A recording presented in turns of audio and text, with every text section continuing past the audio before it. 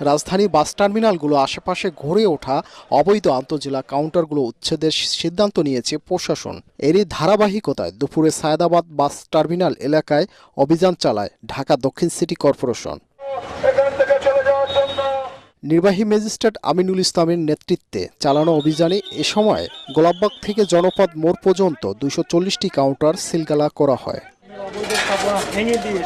তবে bus counter মালিকদের ভাষ্য, টার্মিনালের ভেতরে নিরাপত্তা ও ভালো পরিবেশ না থাকার কারণেই যাত্রীরা টার্মিনালের ভেতরে প্রবেশ করতে চান না। দৃশ্যমান কিছুই আমরা দেখি নাই। এখন হুট করে আজকে ওনারা বলতেছে আধা ঘন্টা সময় দিয়েছে, এখান থেকে চলে যেতে হবে। আমাদেরকে তো আগে জায়গার স্থানটা তৈরি করে দিতে হবে।